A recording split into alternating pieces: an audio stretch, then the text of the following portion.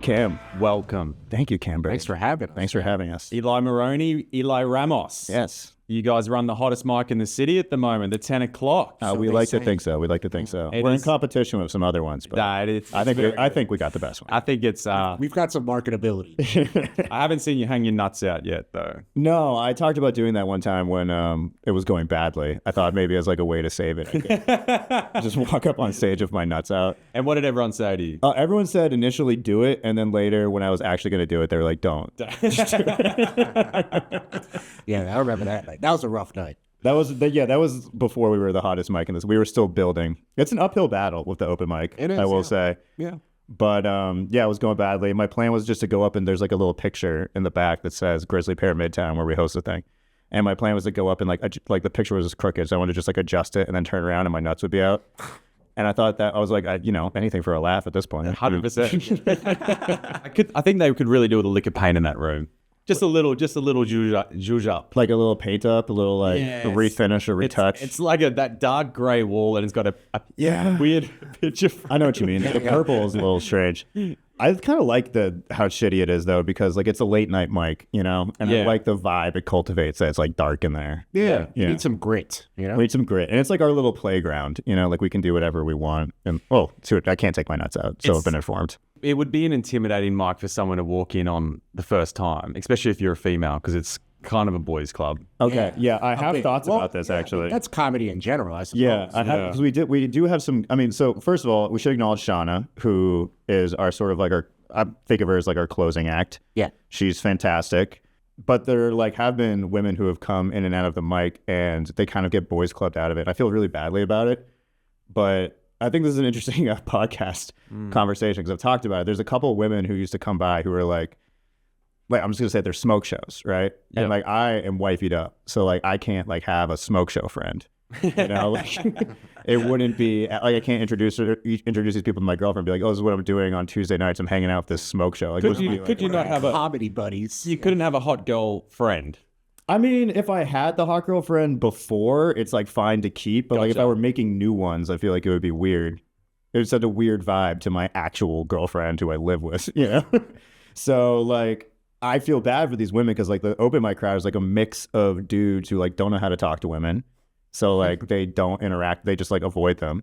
Dudes who are like creepy to women. So they creep them out. Yeah. And then like people like me and like Gerbo, who I know you had the podcast, who have girlfriends and we're like, we can't help. Not to mention people that communicate via puppet. So yeah, and there's people who communicate via puppet. You think it's the puppet? You think the puppet is the reason why? Why? What? Why they stopped showing up? I don't know.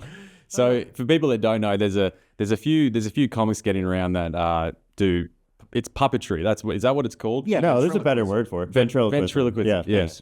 It's funny, but it's also fucking weird as well. There's some good ones. There's some solid ventriloquists who like really get the crowd going and they're very funny. 100%. And then there's some other ventriloquists who are not as solid. And well, I mean, they're doing their thing. I tried a puppet on Monday. I was at Rodney's. And one of the comics was there, and I go, "Can I?" Oh yeah, I saw my hand in his ass. Yeah. You tried like maybe not the best puppet. Oh, I saw you post that. I thought that was a joke. I didn't realize that was real. No, I had my hand in his ass. There's like little pulleys. There's two little. You got to hold this pole, and there's two little pulleys. You make the mouth fingers move and the eyes. That's how it gets expressive. It's weird. But did you guys bond? Did you bond with the puppet? It was sticky. It was sticky. Yeah. I could have fucking told you. That puppet. Someone's fucking that puppet. You know who's fucking that. Yeah, man. The open mic crew is, it's fun. It's a lot of fun. Eccentric group of human beings. A lot of like young talent that comes in there. It's fun to watch people develop. Overall, I think it's a positive experience. But I'd be lying if I said we didn't have a fair amount of weirdos. Oh, I love it. Filtering in and out. Yeah, it's part of the charm of it, I think. Yeah. You need a mix. You need a mix. Mm-hmm. Yeah. When did you start doing comedy, Eli? I started almost 2 years to the day, man. Nice. Yeah. Just got up there one day. Well, I had been toying around with the idea for a while, just like writing. And a comedian buddy of mine, I showed her. I was like, is this a joke? She's like, this isn't a joke. Like, you need a punchline. So she sat with me there and just like went through all my jokes and really helped me. Wow. And I was like, all right, I think I'm ready for this. Actually did pretty well my first set, like. Well, I believe it. You have such like a calm presence up there. I find it very refreshing when you get up there because you're just like, let's look this up. Like your sets are usually very funny and like you're very like calm, collected. I think it like adds a good vibe. Appreciate it. Yeah. Yeah, I agree. Very, very good. Thanks. Yeah, it's it's been fun. Yeah. I don't know what's in store for me. I mean, it's hard enough to get on stage physically. Yeah. Well, you've been having kind of a challenge recently because you're on the hoopty now. And you used to have the automated thing. Well, I'm kind of glad I came with this one because if I had brought that other thing in here, I don't think we would have had the setup we have right now. True. What is the ratio of clubs you can actually get into in the chair if you had a sort of if you had to estimate? Yeah, I mean, that's hard to say. I mean, I kind of joke about it on stage sometimes. It's like you have to think of the names of some of these places, right? Comedy Cellar, right? Village Underground. Like, Jesus Christ, They don't make it easy. Yeah. Even the name itself is like, all right, guess I'm not going. There's something being asked. Did you actually get the ramp put in at the Grizzly Pear? Yeah, that You was did? me. Fuck yeah, dude. Good work. You got pole, Eli. Well, here's the thing. I was a big fan of push. comedy always. Got tired. Yeah, right. It was the mayor's office. It wasn't. So I would go to the downtown Grizzly a lot. Have you guys been down there? Yeah, man. That one's kind of rough. It's a little rough. But again, to a previous point, it had that grit to it that always kind of like appealed to me. So I would sit there, and this was before they did the remodeling, but there was this staircase with a banister. There was a bathroom right here, and it would lead into the main space where all the comedians perform. That was their ADA section. But I was such a comedy fan, I'd be there like once or twice a week just to see the comics. One day I just went up to the owner. I was like, what the hell is going on, man? Like, you got to do better than this. He's like, oh, we're building a club uptown. It'll have a ramp to the stage. We got you. We'll get you on stage. So they were just like, go uptown. Yeah. All right. I guess, they did something. The cool thing about it is like Grizzly Pear Midtown is pretty much as old as I've started comedy. Yeah, it's a pretty new club. How long have you been doing it, Ramos? 2 years. 2 years? Yeah. Cool. I'm still a rookie. Yeah. You're going great. What about you, Eli? I'm 8 months in. Nice. Loving it? Yeah, man, it's a lot of fun. I feel like, it's something to work on all the time. I feel like I'm still on the upswing. I haven't plateaued yet. I will plateau eventually, but it feels good right now. I feel like it's a rise and a plateau, a rise and a plateau. It's like just a slow. Yeah, it's definitely like, it's kind of grueling. I don't know, and you can't like force it. Like consistency is key. That's what I always say about it. Like you have to just be consistent about doing mics and writing, because you never know when the next like rise is going to happen, but it won't if you're not doing it. So you just got to fucking be really consistent, and then the more you do it, the better you get. It's that simple.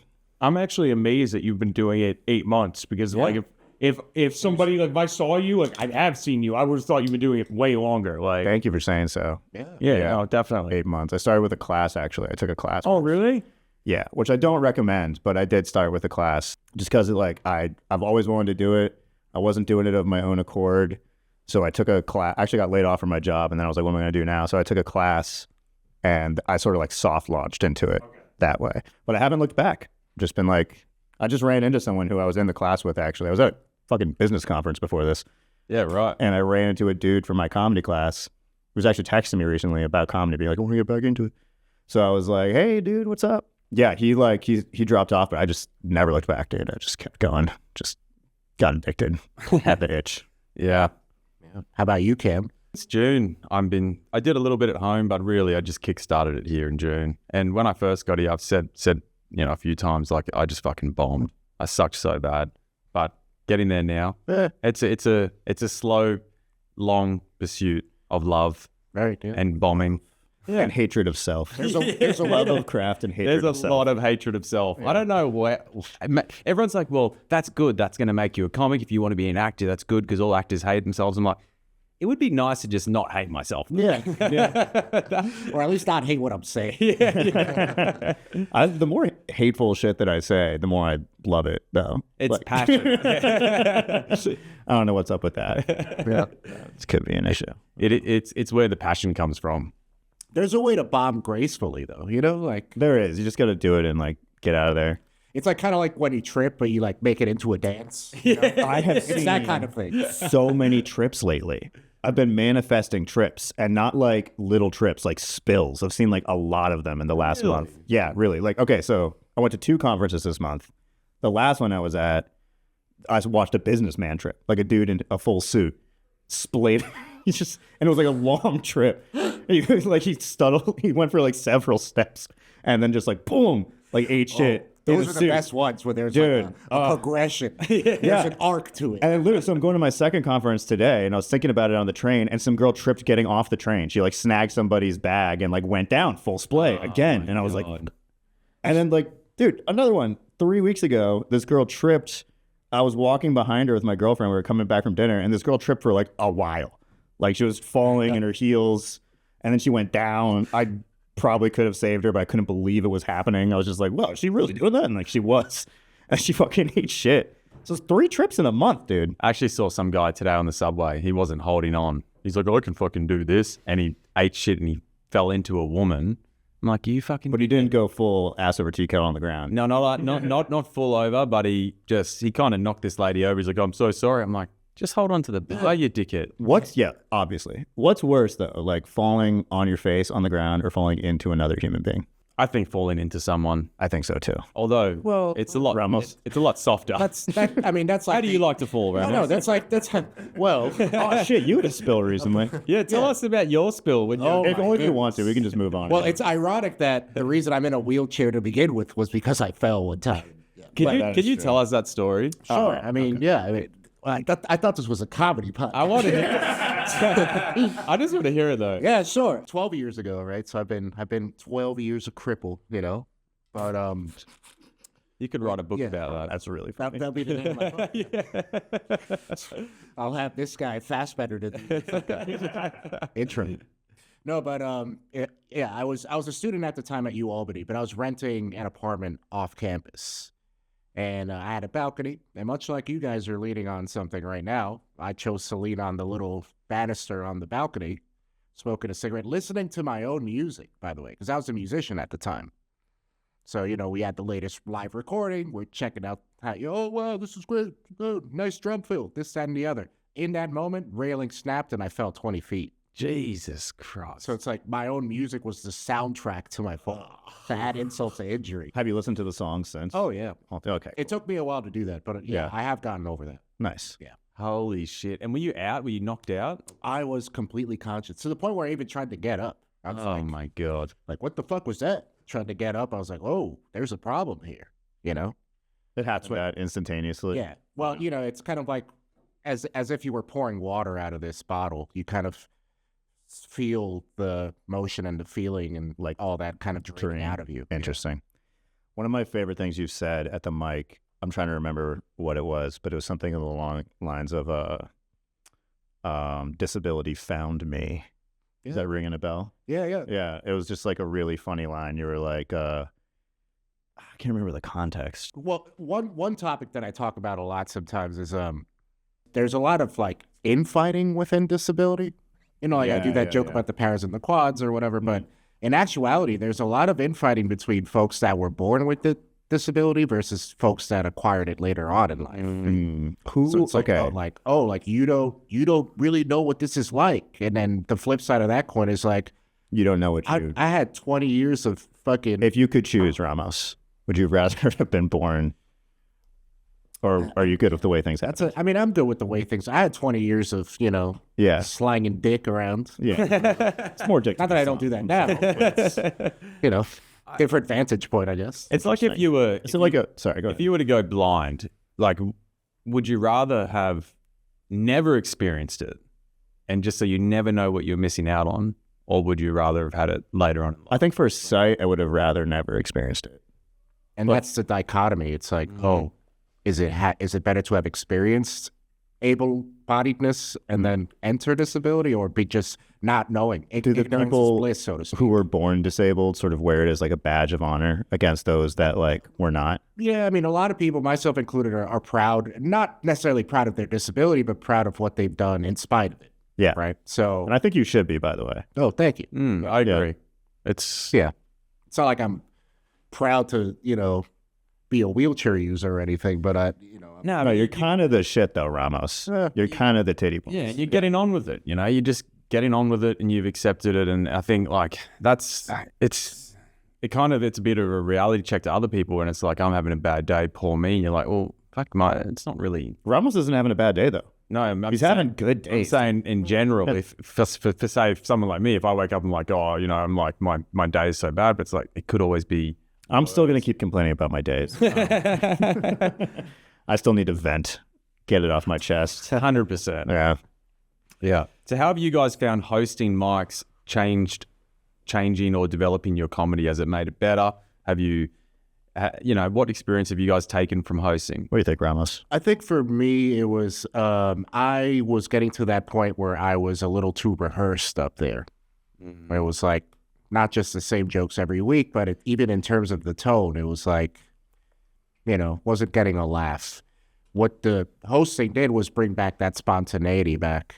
So like quicker on my feet, so to speak, now. It does help you like loosen up. It helps you like maintain like a sense of like you're free up there. That's good. I feel like I'm still learning a lot about hosting though. So like I feel like I'm still developing. Oh yeah, same. Yeah, probably the better answer to that question in like a year.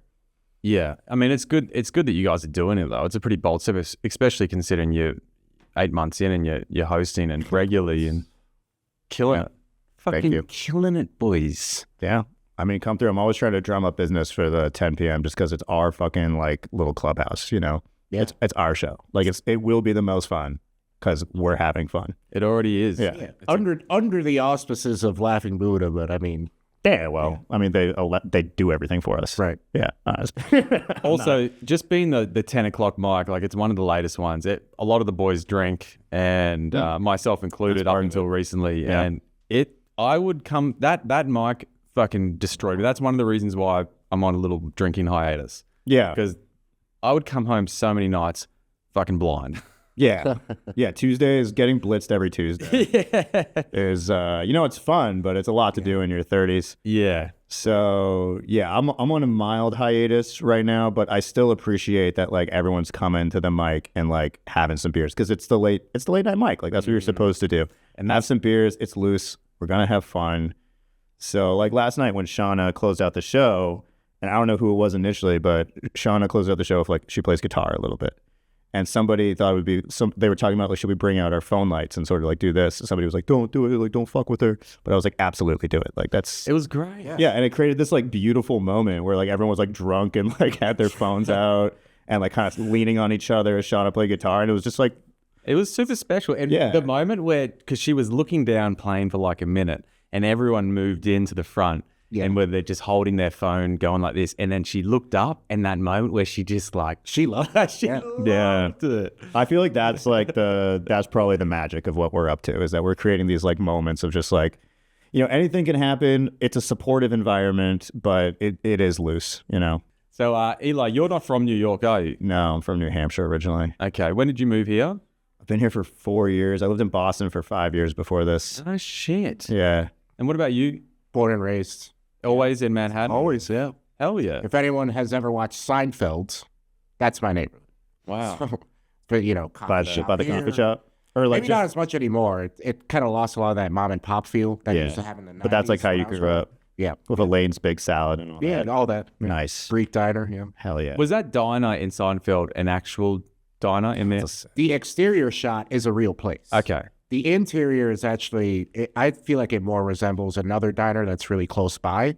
But, one diner is, if you see one, you've seen them all. You know what I mean? True. And that's on the Upper West Side. Upper West Side. How's it changed being a child growing up here and then, I mean, I can't even imagine growing up here as a child. Like just concrete jungle, like so many people around, you're exposed to We've talked a little bit everything. about this. Like it's a very different way of growing up than how I grew up. More so than you because you took the public transportation to school, Yeah. which I did not. I took a yellow bus, like an American. No, I fortunately, my elementary school was just down the road. So it was like, pretty Walk easy. there. Yeah. But no, I mean, the 90s here in New York, it was like kumbaya, like America could do no wrong. We had fucking Clinton in the White House, you know what I mean? Like 90s were a feel good time. And then that came to an abrupt end on September in 2001. Yeah. And that's where the cynicism started. I was trying to do this joke recently. I kind of gave up on it, but like the premise of the joke was that like in the 90s, I have this memory of my dad picking me up from kindergarten. He was driving me home And he was like, you know what, Eli, you're born at a really good time. Like, there's no major wars going on. The economy's doing well. Like, New World Order. He was like feeling good about himself because he was like, I made a good decision having this kid when I did. I fucked at the right time. Just kidding, I love my dad. Sorry. All these losers fucking in the 70s. Then my fucking dad had me in the Vietnam. This kid's gonna be fine. Yeah, man. I mean, yeah, the city certainly changed after that day, for better or worse, I guess. I don't know, but Do you remember it? oh yeah, because I grew up on Broadway, so here I am getting picked up by my mother, who had no discretion at all, by the way, because the Spanish word for terrorist is terrorista, which Checks she out. was yelling from down the block. And all Oh, she knew what was holy up, dude. shit. Yeah. She's like, terrorista, Mrs. World Ramos. Trade Center. She knew what was up. She didn't need the news reports. Yeah. So we go home. I'm watching CNN, and right behind me, because my apartment faced Broadway on 86th Street, the worst parade I've ever seen in my life. Jesus Christ. People just covered in soot. It was No, I had family that was a part of that. Like it's a crazy thing. Like my cousin, well, my uncle left the building and then just walked until he got to the Staten Island ferry. And he's like, I guess I'm going to Staten Island. He lived in Queens. And he just got on the ferry and then he called up one of our aunts and was like, I'm coming to your house. Jesus. I have to come to your house. I have no way of getting back to Queens. Jesus. And so many people have like ridiculous, crazy stories like that. And like for us, we were kids, but we have like this weird connection Here, it's to it. different though. Exactly. Exactly. I was only I was in Long Island. I wasn't in the city, but I was still like, Close enough. I was close enough. I was, 45 minutes away. And yeah. I remember my mom picking me up from school. My mom was a yellow school bus driver. Yeah. So full circle. And my mom picked me up and being like, everybody was like, oh, you're lucky. You're going to go home early. I get in the bus and my mom's like, they take down one of the towers. I freak out. My mom like freaks out over everything the same way she did the day of 9/11. High stress mother. High stress mother. Gotcha. And she was Explains like, a lot about you. right? Freaking out. And then I just remember like everybody in our town, everybody in our neighborhood was just different. Everyone was home, but everybody, like nobody was like happy. Everybody was very sad and somber and afraid. And that kind of went on for like 10 years.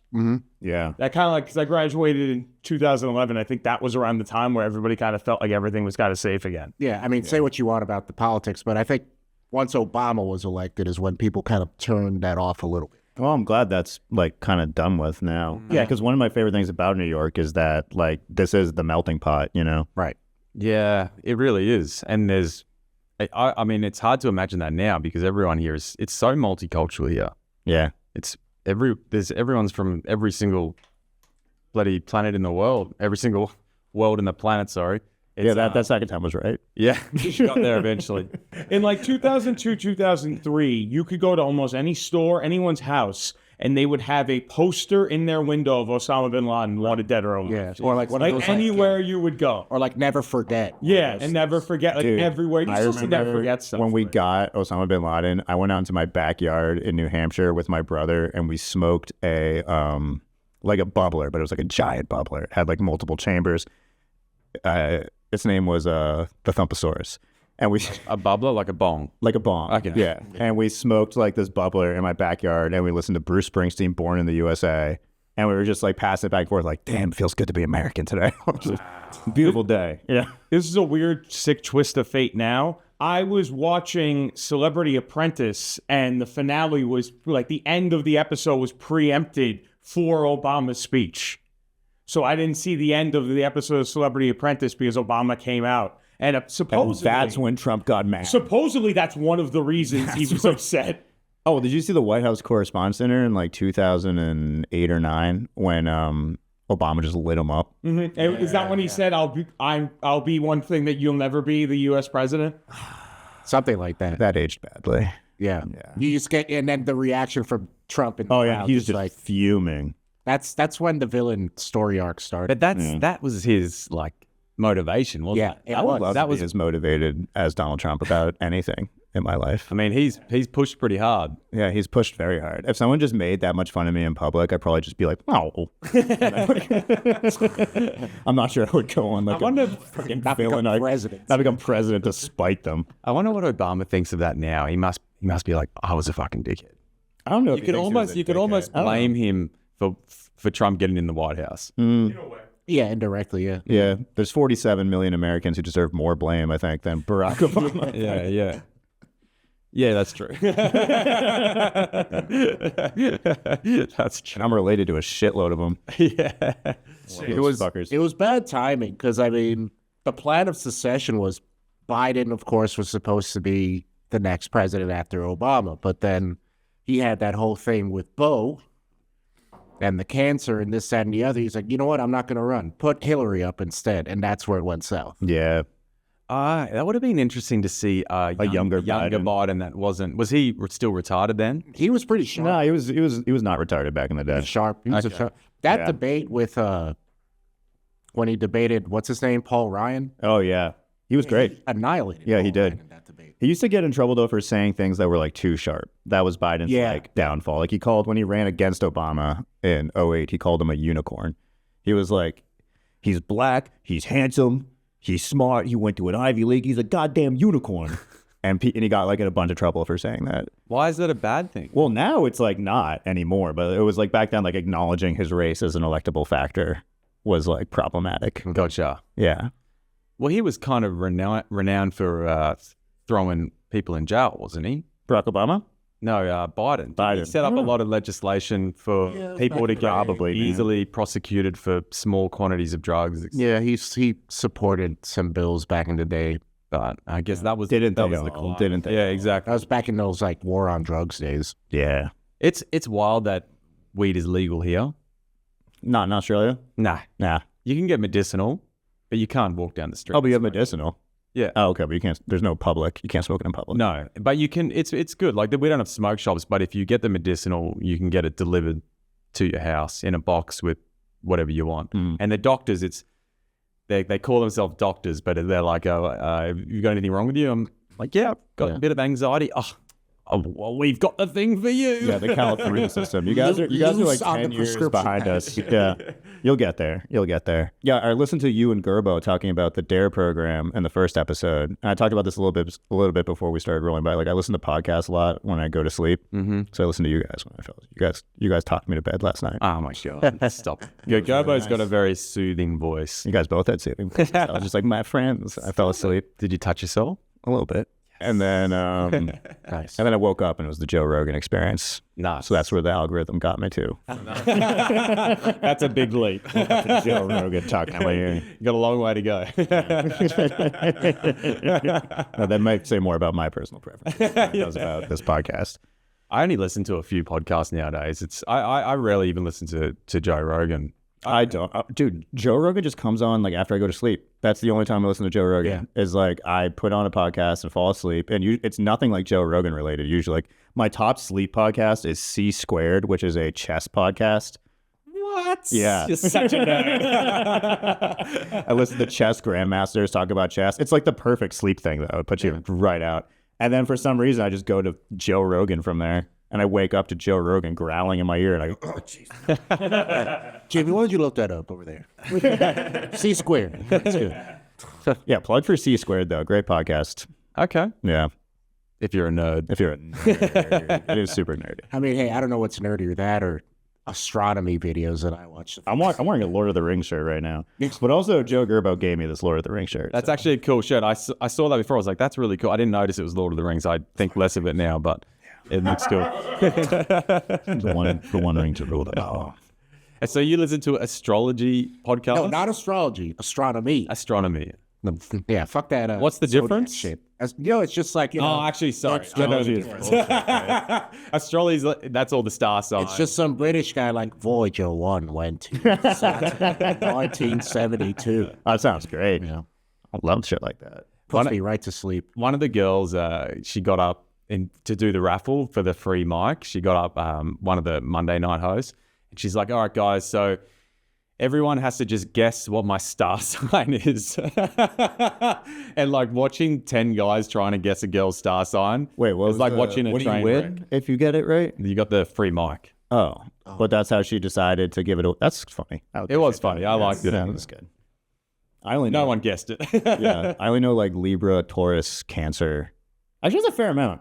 I don't know which ones they are though. Like I couldn't place them on the map. I didn't even know how to pronounce mine until like What's yours? Sagittarius. Sagittarius. Yeah, my Birthday's birthday's like a on Monday. Sagittarius.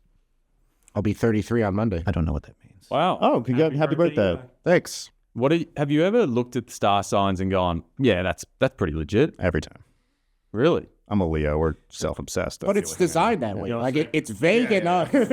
It's vague enough to where like, all right, it's not exactly me, but it's also like specific enough where it's like it could apply to anybody. Yeah.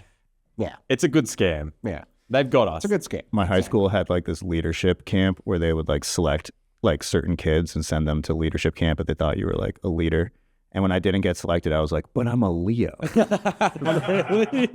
Don't you know that I'm the leader of the pack? Well, I'm a Gemini. I'm a two-headed fuck. What is that? What's the traits of a Gemini? Two-headed fuck. Aren't you a triplet too? That's so Yeah. funny. Multiple personalities. Yeah. But a lot of times when you tell girls you're a Gemini, they're like, ill. Same with Leo. Really? I feel like it used to be a good thing. Like 10 years ago, I could meet girls and be like, I'm a Leo. And they'd be like, ew. Now they're like, ew. I have the opposite. I have the first one. I have the, oh, you're a Leo? That's It's like a good thing. Yeah. All right. Because they think I have like golden retriever energy because I'm a Leo. A little bit. Yeah, I think we both do a little so bit. So that's what they assume. So they're like, oh no, that's fucking awesome. Nice. But now girls want men to be like grown-ups. Lame. Go back to men being men and not men being boys. Yeah.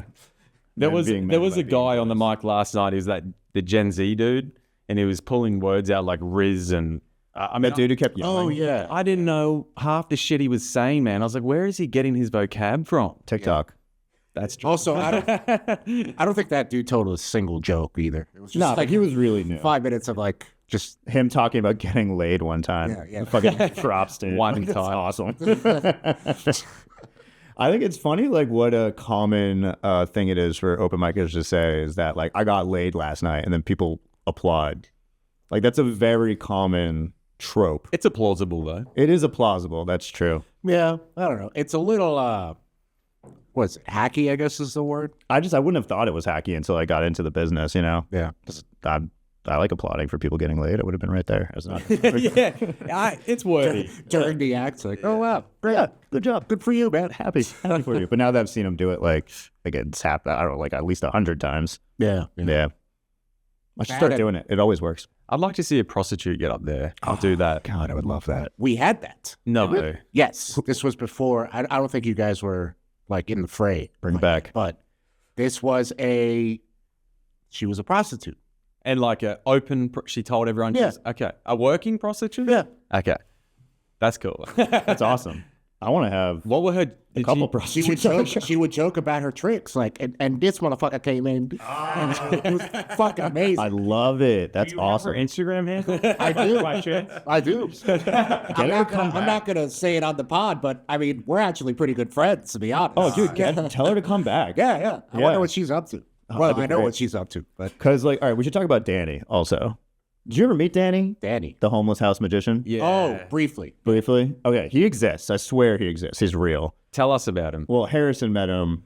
Harrison pulled him in. Harrison and I were sitting outside the Grizzly Pear, and Danny walked by and asked Harrison for a cigarette, and Harrison gave him a cigarette, and then he was like, "You ever seen one of these?" And he made the cigarette disappear and reappear. He was doing all this like close-up sleight of hand, and we were like, "Oh shit, are you like a magician?" And he was like, "Am I?" And he had like cards.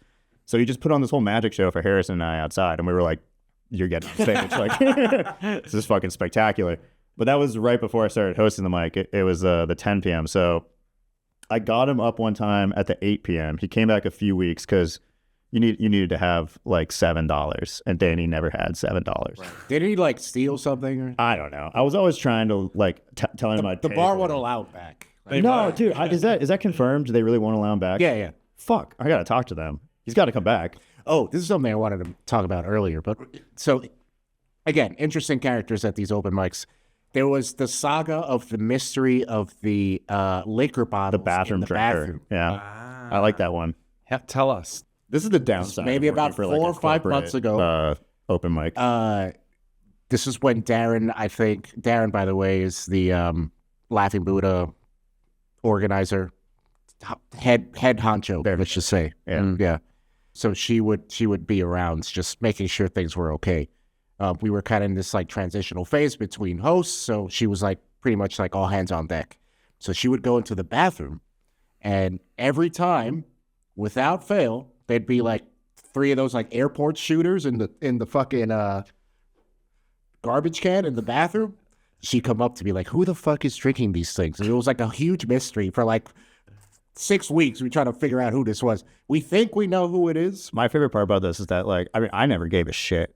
And then, like, Darren was just, like, on the case, you know? Like, I'd always see Darren at the bar, and I'd be like, "How's it going?" And they'd be like, "Oh, I'm trying to find the bathroom drinker. We should end it." How do you go about finding someone like that? Well, she would be like, "All right, Eli, sit in the back and track everybody who goes in and out of the bathroom. Yeah. And also keep time, and also do the light, and also be funny." No,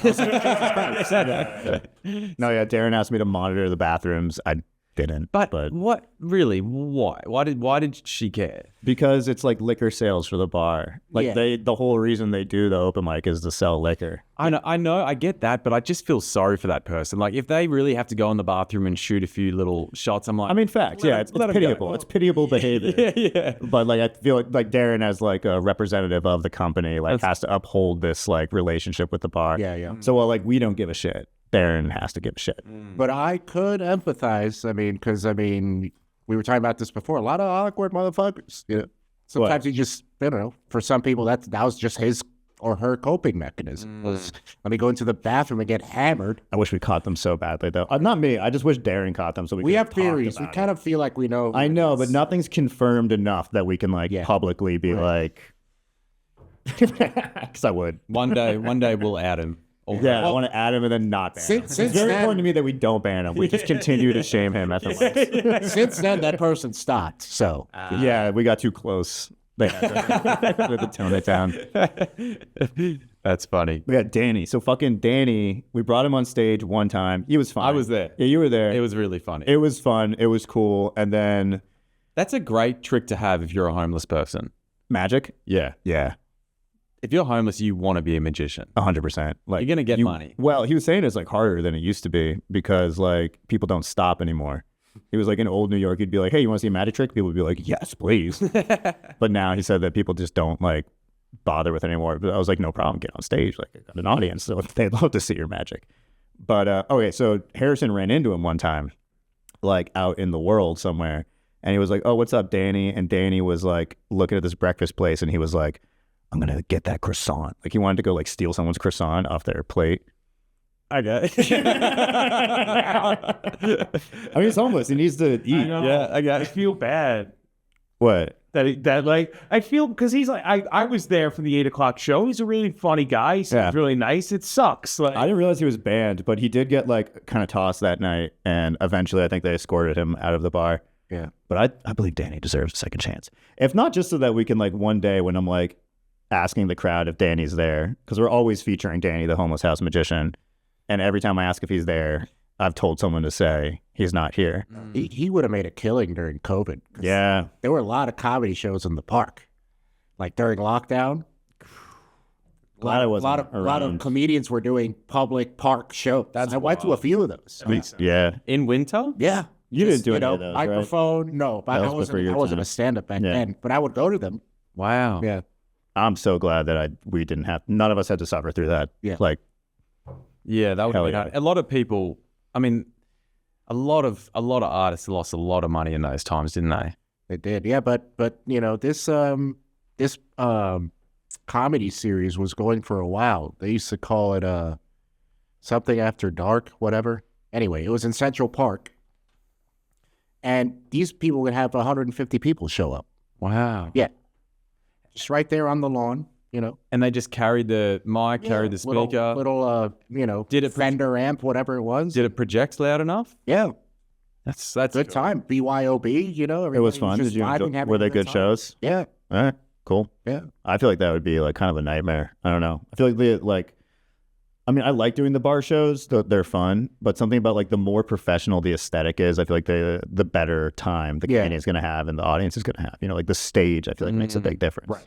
You know what I mean? So if you're just like outside, Yeah. I don't know. Sometimes it can be. Were fun, they though. standing? Standing, yeah. And then, you know, everyone Still would stand-up bring their little comedy. picnic blankets or whatever it was. I guess though, when you've been cooped up in your house the whole day, Something, right? you're gonna take that over anything else, aren't you? Right. And then after that, the closest thing to a comedy show was actually, and I went to a couple of these, fucking drag shows, man.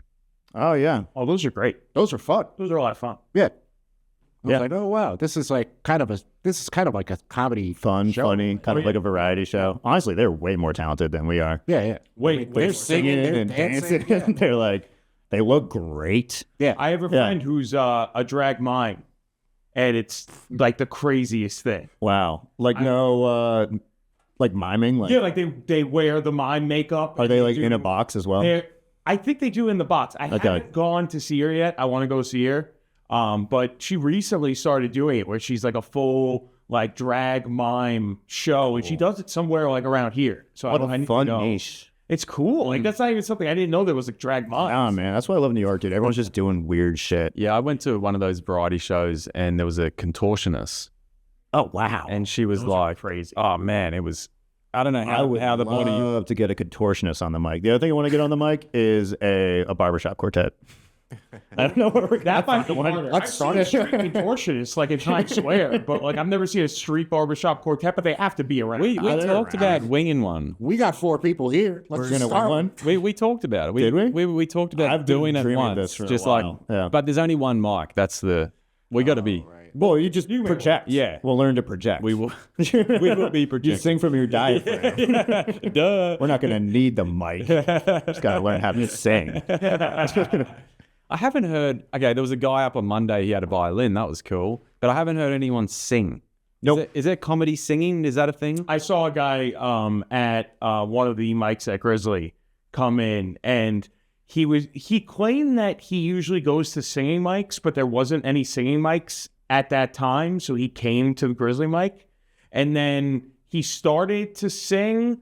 And that, I think "Lose Yourself" by Eminem, but then it was like very monotone, and about halfway through we were like, wait, is this the bit? Is this a bit? Like, was he not here to sing? Was he here to do Sometimes you can't tell. it was either the greatest anti-comedy I've ever seen, Yeah. or this was just like a sad guy. And to be clear, like I want our mic to remain like a mostly pure comedy mic. Yeah. Like I don't want it to become just anti-comedy variety show. Yeah. But like every now and then having like a strange act in the mix. Like I think there's a ratio. It's great. Yeah. It's good to have an Andy Kaufman. It's good to have a Kaufman wandering around. Yeah. Yeah. Or just somebody with the dream in their dream, you know? I don't know if I ever shared this with you guys, but I used to do slam poetry before the comedy. What is that? So like it's like you know, stand-up comedy, but you know, with poetry. You know, you're reading a poem. It's usually not very fun. But then a comedian would show up to this thing sometimes, and everyone would be like, "Man, get the hell out of here." Yeah. Or I've vice heard versa. Some horror You tales. know, you'd get a poet to show up at the comedy show. It's like, motherfucker, get the hell out of here. I used to do a bit with a friend where I would like make fun of slam poetry a lot. I don't know. I'm not going to, I don't think I'll be able to pull it out right now. But you just like try to make words rhyme. Inside or inside my mind. Yeah, that was really like stuff like that. Yeah. I always just think of 22 Jump Street when Jonah Hill has to do slam poetry. Yeah. And he's like, slam poetry, yelling about things. Yeah, exactly. It's a very mockable craft. Yeah. But also it can be like, when done well, Really cool. yeah, Right. you can get a good emotional response. I've seen out of some it. great performers, but it's also like, yeah, it could be pretty bad pretty quickly. Well, that's just like stand-up comedy, honestly. Yeah. that Monday night show that you were messaging me about. Yeah. That was like a lot of poetry when I went to watch that. Yeah, but and that's people, that's like a people variety mic. get into it. People like just really pay attention and listen. For me, it was a little dull. You know they do that, right? They do snaps. That's like the slam poetry equivalent of clapping. No one claps. You're not supposed to snap. What? Yeah. Oh shit! I had the worst. Let me tell you about the worst heckle I've ever had in my life. Right? It was when I. It was snaps. Yeah. Snap. I did. Were you there for Grapes when I did Grapes at the Halloween show? This is gonna be a I lot too wasn't there. fun. I wasn't there. All right, so I did a Halloween show, and I like did a character for the Halloween show. That's pretty ballsy, man. It Did was you write very a whole ballsy. script for Yeah, one show, memorized it all, yeah. and then It went poorly. okay, Yeah, so the characters. and you're standing there in a grape costume. Yeah, looking like the first thing I did was I Googled ridiculous Halloween costumes, and I found this like full body grape costume with like inflatable balloon grapes and like a little purple hat. And I was like, amazing, I'm gonna be grapes, right? So I bought the thing, and I was like, what am I gonna do with this? And I wrote this whole script about Grapes was a veteran of the first Gulf War. He was having trouble with his sex life with his wife of 30 years, and we just sort of like talked about that. Yeah, it wasn't funny. It was like More to the point. It was very depressing. What was it? It was one of the Jamie's mics at the Gray Mare, and I was talking about like Kuwait and like the. Jesus. I just kept talking about like, oh, my beautiful wife, and like, it's making me laugh a lot. But like nobody was responding to Grapes. I bet when you were writing that, you were like, "This is gonna land." I knew it was like a massive risk, and I talked to a lot of people about it because I was like scared to do it, but I didn't want to tell any of you guys because I didn't want word to get around. The only other comedian I told was Andrew Marino, who was like, this isn't going to work. And then I was like, well, I'm going to do it anyway. And then Marino came to watch me eat shit, which I did. But like while I was up there and like doing Grapes, talking about my wife and the sadness in her eyes. Who was your wife? Was she great? No, as well? yeah, I didn't have a wife. It was just an imaginary. Was she a great wife? No, I never commented on the Grapes. Yeah. Grapes was just like in the grape suit. I never addressed the grape suit. I think you've missed a moment there. Yeah, well, I did make a kind of a grape joke at the end, but like that also went over pretty poorly. What was your grape joke? It was just too much. 'Cause, like, the whole thing leads up to the grape joke. And like it's all like I don't have a sex life with my wife. Like we get into role play. We're trying to like revitalize. It's a picture of the California raisin. This is my soul. Can you feed your wife grapes if you're a grape? We should have wrote this together. Cannibalism? Yeah. Yeah. As I was doing it and like nobody was laughing, some girl in the audience just started. She got me. That was the worst heckle I've ever gotten. Wow. Yeah. But to that point, I think what always pissed me off about the poetry stuff is that people would clap just out of politeness or snap, I guess. So like I wasn't sure if people actually really liked what I was doing or if like they're just going through the motions of like, all right, this is what we're supposed to do now. Yeah. The not message like behind If you're not funny, you're not getting the laugh. You know? that's true. It's kind of a objective art form in that way. Yeah. It's just a strange thing to want. I know you've done it, so this is for me. It's a strange thing to want to go and listen to poetry live. Is it just a what is it? What is it that people like about it? Is it just because it connects with people? Yeah. I mean, it gets into some heavy subjects sometimes. I think people just kind of look for that moment of catharsis, collective catharsis with a group of people that are like-minded. Mm-hmm. And then, they open it up for open mic at the end. And then, if you had something prepared, now it's your turn. So that was always what was cool. And they have like competitions as well. Like you can move up, and they have like a national competition. So I used to go to the weekly mic at New Eurekan Poets Cafe, right around here, I guess, right? yeah, I'd like to read some of your stuff. Yeah, I'll show you some stuff. Okay. some poetry. I have written a bit of poetry in my. We all did. We're sad boys. Yeah. And it was all rhyming poetry though. It was like I could eat it with a fox. It's like a child could do it. But when I was watching the poets that night, like they really are. It's almost just telling a story, but in a poetic way. It's like it was nice, right? Or a moment in time just kind of explained. Have you guys read the poetry on the subway? Yeah, that stuff's pretty bad. It's bad poetry, right? Okay, thank God. I was like, but it's always like they'll put the poem and then some picture that has nothing to do with the poem. like a painted sky or something. Yeah, thank God. I'm glad you said that because I was reading the poetry on the subway the other day and I was like, I don't get it. Like, do I not understand poetry? Is this poem, this subway poem way smarter What than is this haiku? What is this? I'm not sad enough for this. I was like, who's the main character in this poem? I'm not following. Like, yeah. All right. I'm glad you think it's bad. No, I don't feel as stupid. Well, yeah, because they take it out of context. It's like That's not the full poem. it's usually part of like a longer poem. Oh. They just take like, oh, this seems like pseudo-intellectual. Let's throw it up there. Okay. I appreciate There was one lady that went up and she's like, I just wrote this on my lunch break today, and this is my first time doing poetry. And she did like a 5-minute poem, and it was amazing. And I was like, did you really write that on your lunch break today? Maybe she's touched. Maybe she's gifted. That's true. Could be. Yeah. I don't know. She's the ultimate poet. Yeah. Well, in fact, there are some guys you'll come up to them and they'll write you a poem on the spot and just give it to you. Oh, I did that one I had a time. buddy who used to do that. Yeah, I did that in Prospect Park. And he asked me like what I was like about in life. And I told him about comedy. And I was like, oh, I've been doing comedy. And he asked me like some questions about what I like about comedy. And then he wrote me the most depressing poem. Did he look like Bill from Kill Bill, but with a fedora? Was his name Bill? Oh, I'm serious. No, I don't remember, but I have the Because I think we're talking about the same thing. it might be. He was like very, Yeah, he looked like Keith Carradine. yeah, a little bit, but he was skinny and younger. Oh, no. This guy's like, pushing 60. He looks actually like Bill, like with the gray Looks hair like and Keith everything. Carradine, yeah. Yeah, no, this guy looked like a younger version of Bill. He had like the long black hair, but like the same length as Bill, but like full color. Oh, And he seemed like a kid who was like 24 or something like that. oh, okay. He wrote me a poem, and it was about like the decay in our souls, and like the one moment it breaks is laughter. And I was like, yeah, where did you get that from? Like, I was just telling you, I like to make people laugh, man. Like, yeah, paid him $5 for that. Venmoed him. So what is the wildest thing you guys have seen in the city? Oh man, that's a big question. Yeah, it's like, at this point, I just have a callus. But, It's for me, it's got to be just the subway. There's just some degenerate well, shit. I had a guy masturbate to me one time. To you? Yeah. Pre or post Like, wheelchair? I was the subject of his arousal. Pre or post wheelchair?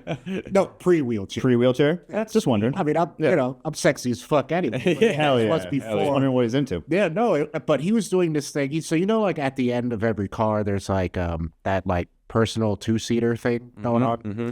And then there's sort of like a small window and then maybe like another window right next to it. So if you get the angle right, you could look through the two windows and get a look of what's going on at the other side through the reflection. So that's what he was doing. He was being very smart about it. I knew he was looking at me, but he was doing it through the reflection of the window Mhm. and just furiously rubbing it. So he wasn't directly looking at you. No, but He was a then, little discreet. yeah, trying to be. Yeah. As And then discreet as you could be. in the pants, not just While like cock pushed out. malleating, Yeah. And then he gets off the train. And After he this is when I finished? knew he was looking at me. Is He went, when he was going up the stairs and just looked straight at me, Mexican standoff style. I was like, oh, this guy's a fucking creep. Yeah, wow, okay. that's a good one. Yeah. I did see it, not masturbating, but I saw a dick on the train. Like, I was sitting in the 2-seater. Let's just put a PSA out there not to sit on the 2-seater. The 2-seat is bad. Bad shit happens. I was sitting on the 2-seater. Some guy comes, the people walk in between the cars. So this guy was like out there for a while. I figured he was like smoking crack or something. He comes in the door and he had been peeing out there and he didn't like put his penis away yet. Like he was sort of in the turnaround phase. So like I looked up to the source of like motion and the door was opening. I was just face to face of his cock. Big one too. And then he was just fucking like, so that was a weird one. I've seen a cock. I guess if you have a cock that big, it's like, yeah, I'm going to pee on this fucking train. I don't give a fuck, To his credit, he peed between the train cars. He didn't pee like in the train. Gotcha. Yeah, he was peeing like in the space, the liminal space in between. Right. Have you guys seen the people that are surfing the trains? Is that what they're calling it? It's train surfing? I've never seen it. I haven't seen it, but I've been seeing it on the news a lot. Apparently, it's this new thing, TikTok thing. Yeah. And it's fucking wild. These guys must be dying. I'm glad they are, and I'm glad you brought this up because I think it's fucking rad. And I know we're not. I know we're not supposed to be pro subway surfing, but like that's pretty fucking sick, dude. It's wild. You tell me that's not fucking sick? Those kids got balls. Jesus Christ. Yeah.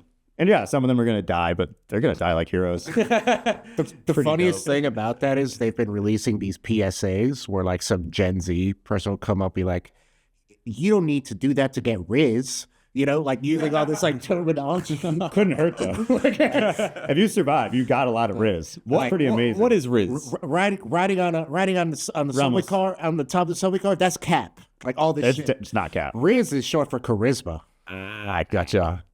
Okay. I don't think it would help you with women at all to have a video of you riding on the top. That's for the dudes. That's for the boys. That's a 10 o'clock mic. Yeah, exactly. Women are gonna see that and be like, "You're a fucking idiot." But like, I would see that and be like, "You're a legend." Like, That's up there with Come to my mic. The I just had sex material. Yeah. I watched like a long YouTube video about the subway surfing from like, I forget who it was, but it was like a Channel 5 News type of thing on YouTube.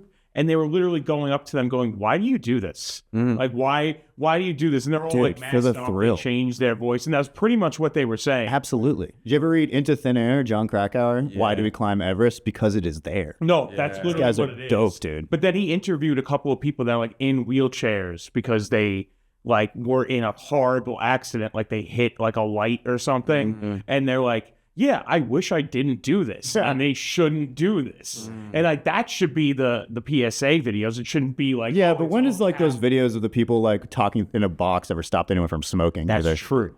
My dad watches them as he smokes cigarettes. Ramos. Nothing will be the same again. Remember that guy? But he had like the Latino accent. so Yeah, it he was kinda did. funny. And he did a really nice hat. Not too. even that simple thing. I met a guy, a homeless guy, and he was the craziest. I honestly think he was the craziest guy I've ever met in my life. He was this like short little dude. He had his dog, and his dog was racist. So whenever a black guy would walk past, his dog would go, "Rrr," and just like, and he would openly say, "Sorry, my dog doesn't like black people." And I was like, "Okay, that's I guess you wild." got to. But I started talking to him for whatever reason, and he rides around the United States on trains. Oh, dude, I had a roommate who did that. Yeah, it's fucking bananas. Apparently, it's a thing here. People do it. It's like the big cargo trains or whatever. They just go everywhere. Oh, those. I thought you meant like Not the Northeast Regional Amtrak. no. Like train hopping. Yeah. It's like some old like 50s shit. I feel like it's either people who are like really like hardcore like dirtbag vagabond types, Full on. or like hipsters who like want that experience, but like they're like kind of like but tourists. paying for it. For some Yeah, like my roommate was definitely on like more of the hipster side of it. Like he's kind of a tourist in that world. But I mean, it does sound like it can get sketchy real quick. And then he's actually a fantastic jazz bassist. Apparently, when you get caught, they like beat you up. That's the rumor. I don't know. I think it depends like where you get caught. And there's like lore is what I've heard is that like don't get caught at like this station because they're assholes. They'll beat you up. But over here, they'll just be like, get the fuck off. Oh, wow. I mean, it looks like it's similar like van life and stuff, right? Like that's like a big thing in America is like living in your van and traveling around. Is that not a thing in Australia? Yeah, it's a big thing. Yeah, It is a big thing in Australia too. Yeah. Yeah. Like that's huge in America now is like the van life thing. And I feel like that's kind of similar to like the train life. I'd and- rather, But have at least a it- van. I'd rather have the van because You own your own van. Right? You're way above you're in control. sleeping in a pit of coal. Being in a train. Train life, boys. Look at me go. Dude, there's easily someone like TikToking themselves right now about train life. With a fucking bandana tied to a stick. That's what I'm thinking. Old school homeless. Man, you never see those guys anymore. Nah. Where are the dudes in the big trench coats? Homeless guys these days just have their dicks out. Look like shit. They're not as fun anymore. Not as fun, not as whimsical though. Yeah, it's wild. When You have van life in Australia. I I know you guys do. yeah, big time. Yeah, you got a lot of open space. Big van life. There's a lot of people who make a living out of it. I guess they do it. Do they everywhere. leverage like social media to Yeah. like? Okay, yeah. Yeah. I did a van trip in Europe. I did a 5-week trip and it was great. Best way to get around. You pull up where you want to stay and you sleep there and wake up, go for a surf. Did you sleep in the van? Yeah. Okay. It's Nice. it was Got great. beds. What countries did you go to? I was just in the UK, just in England. Got it. But it's fantastic. I've done a lot of camping. Have you guys done? Yeah. Yeah. Not really. No, that's not a city thing. I'm a city boy. Yeah. I like the deep woods though. Like if I'm going camping, I'm trying to go like I don't want there to be other humans around. I want to like go into the middle of the woods with like some friends and just have like a bunch of beer and get irresponsibly drunk. Oh my God. That is like, you can knock so many beers away when you're camping. What is that? I don't know. It's something about like the darkness and like the fire and just like there's no go set down. schedule. Like you look at all the beer at the start of your trip, even if it's like a weekend trip, and you're like, we're not going to get through this. Mm-hmm. We get through it. I know. There's never enough. Yeah. And then you bring food and you're like, I'll be able to cook this. But by the time it's dinner time, you're like fucking smashed and you're just like tossing steaks in the fire. Like, it'll be done. Yeah. I did a trip with one of my mates when we were like 22. We went to this island, this massive island called Fraser Island near where I live. And we were planning on going there for 10 days. And I was like, listen, man, let's do like Bear Grylls style. Let's like not take any food and let's just live off the land. We'll take our fishing rods, crab pots. We lasted 2 days and then we're off. You lasted 2 days though. Amazing. We caught like a little fish and a little crab, and then we were just drunk the whole time. We're like, this is bad. Let's go. Wow. It's like that show. It's like that show Alone. Yeah, let's stop pretending we're homeless and go home. Is it time? Do we need to wrap up? No. I'm just saying in terms of the camping. Oh, yeah. It was a good experience, but I honestly at that time I think it was more just I didn't want to fucking pack food. I was like, I can't be bothered organizing this. Let's just do it. Yeah, there's like a whole thought process that goes into it because you have to like use your space efficiently, pack light, bring what you need.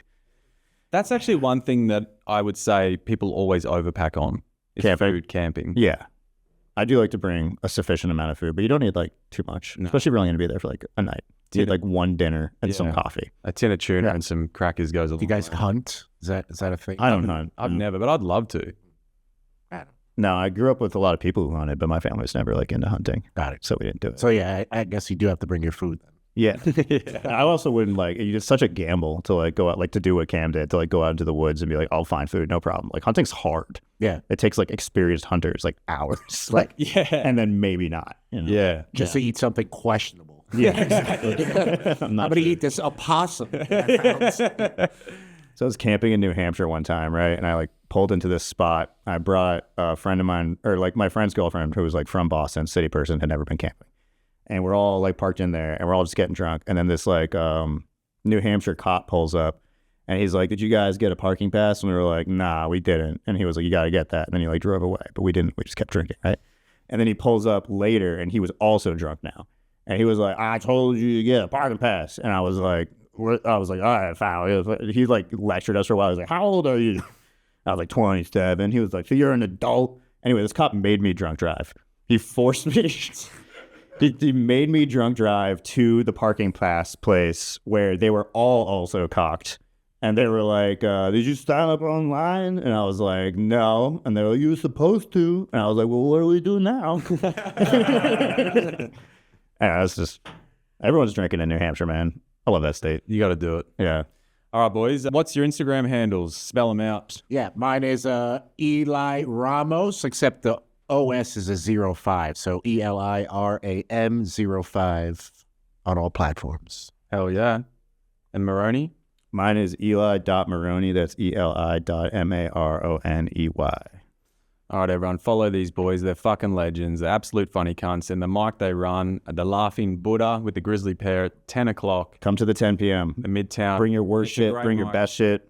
We'll have fun. Yeah. And if you're a magician and you're homeless... Danny, please come back. Danny, we miss you. If you come back, I'll talk to the bar. I'll be like, no, come on, man. I'll get you back in, dude. I'll pay for a drink. I've been announcing you every night, Danny. When you finally show, it's going to be amazing. We're going to play this clip in like Times Square. We're going to like pay for a billboard. It's like, Danny, we're looking for you. He might not even be in New York anymore, but luckily this goes out. He's a worldwide audience. Probably on a trade. Yeah. Danny, come back.